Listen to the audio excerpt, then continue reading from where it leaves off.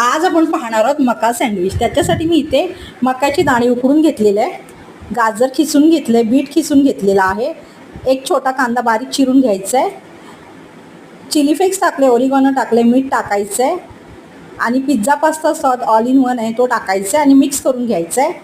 मीठ थोडंच टाका, सॉसेसमध्ये मीठ असतं। हे बघा, अशा प्रकारे चीज घ्यायचं, चीज खिसून घ्यायचं आहे। मुलं गाजर बीट खात नाही, त्यांच्या मागे लागावं लागतं, गाजर खा बीट खा असं सँडविच बनवून दिलं मक्यामध्ये की आवडीने खातात। आणि हे सगळं मिक्स करून आपल्याला घ्यायचं आहे। हे बघा, अशा प्रकारे ब्रेडला बटर लावून घेतलेलं आहे मी इथे, एक ब्रेड घेतला, बटर लावून घ्यायचं आहे। नसेल तर लावू नका, तुम्ही असं साधं बनवून द्या। आणि आपण जे सारण तयार केले मका गाजर बीट याचं चारी बाजूने लावून घ्या आणि सँडविच तयार करा।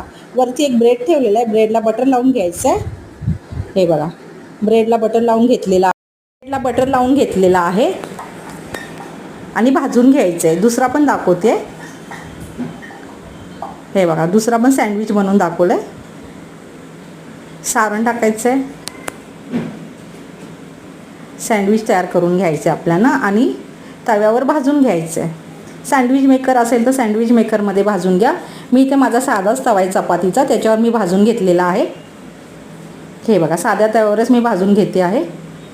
अशा प्रकारे सँडविच केलेले आहेत, मक्याचे सँडविच। बाजारात भरपूर मके आहेत, त्यामुळे आपण मका सँडविच करून मुलांना देऊ शकतो, आवडीने खातात। दोन्ही बाजूने चांगलं भाजून घ्या, तेल लावा, तूप लावा, बटर लावा आणि भाजून घ्या। हे बघा, अशा प्रकारे मका सँडविच केलं आहे, तुम्ही करा, तुम्हाला आवडेल। झटपट होणारी रेसिपी आहे। हे बघा, अशा प्रकारे मी सँडविच तव्यावर, साध्या तव्यावरच भाजून घेतलेला आहे। तुम्ही करा, तुम्हाला आवडेल। त्यानिमित्ताने मुलं गाजर आणि बीट खातात, नाहीतर मग खात नाही। अशा प्रकारे सँडविच बनवून दिलं तर खातात आवडीने।